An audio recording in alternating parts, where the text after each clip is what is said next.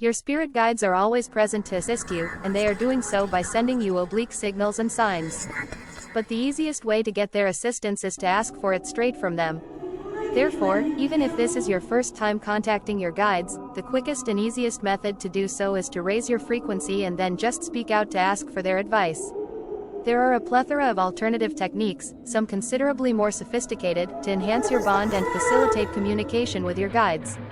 But if you don't know where to begin, I'll walk you through how to contact guides in 5 simple steps, even if you're a total novice. Before I walk you through the process of establishing your first contact with your spirit guides, let me explain 5 of the most typical reasons why many individuals find it difficult to communicate with their guides, and how to handle them to establish a deeper, more vivid connection. Reason number 1. False list of requirements. A common misperception is that one must speak with one's spirit guides or wait for them to respond.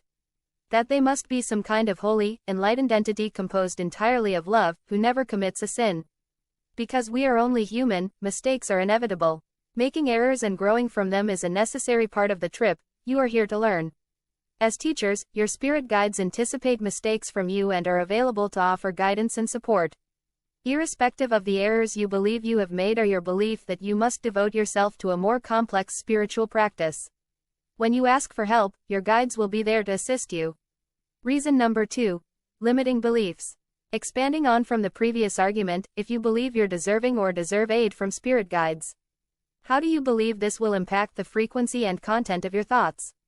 Even if you don't feel deserving or receive a lot of love and support in this world, you are a magnificent person that is dearly cherished by your guides. From the spiritual realms, your guides are compassionately supporting you and will be happy to help you wherever you are in your path. Reason number 3. Giving up too soon. If you see posts on social media about others reporting incredibly vivid encounters with their guides, but you don't seem to be having any, then something is wrong. It can be demoralizing and give you the impression that you are incapable of succeeding or that there is a problem with you. Like anything else, some activities are more natural to some people than to others, and like anything else, you get better at something the more you practice. However, it's also possible that you haven't yet discovered the approach that suits you the most. You can communicate with your guides in a variety of ways, including automatic writing, visualization, several types of meditation, and much more. Practice until you discover the most effective strategy for you. Reason number 4. Energetic blockages. Energy blockages can hinder psychic talents and make it more difficult to communicate with the spiritual worlds, which can make receiving messages challenging. Your frequency will rise and communicating with your guides will be a lot simpler if you know how to spiritually purify yourself as well as how to ground and defend oneself. Reason number 5. Dormant energetic center. The third eye, or energetic center, is the opening that connects you to the spiritual world. It's like closing the curtains on your spiritual vision if your energetic center is blocked or inert.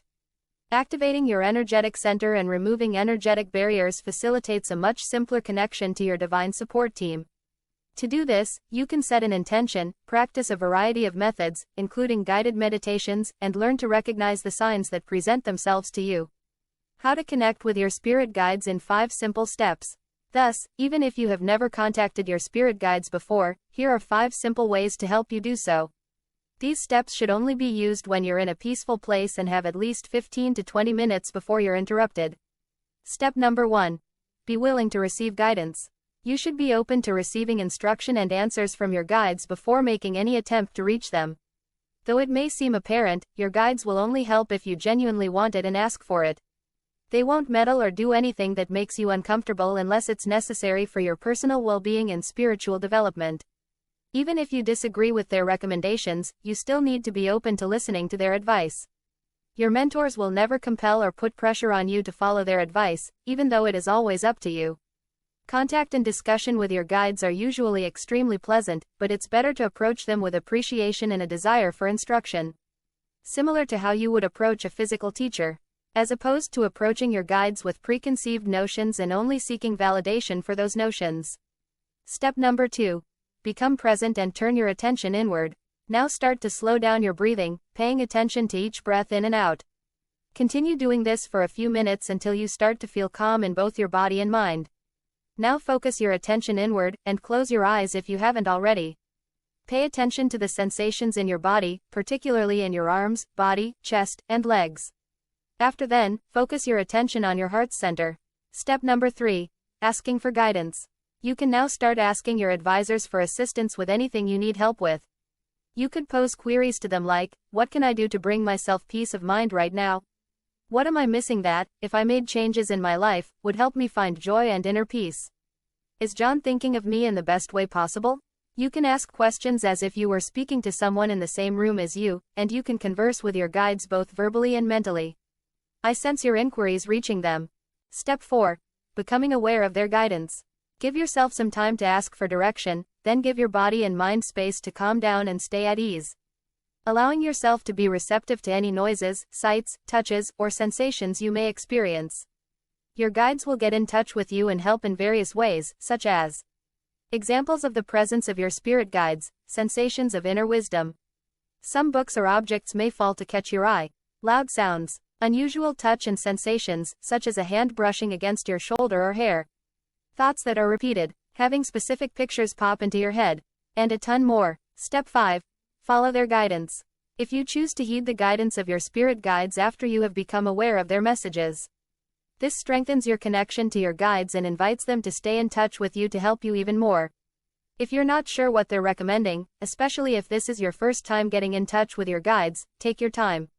You can always try these steps again later to see if you can think of anything else. How to know if your spirit guides are contacting you. Unless you are inherently highly psychic, your guides will communicate with you subtly at first when you seek for help. You will experience inner guidance, which is comparable to intuition, regarding the answer, for example, after you have asked for a sign or what to do next. Alternatively, you might observe cues like an answer pop up on the TV or someone telling you what you need to hear on the spur of the moment. It will be simpler to speak with and comprehend the messages from your spirit guides if you are aware of the most typical indicators that they are attempting to communicate. Deepening your connection with your spirit guides.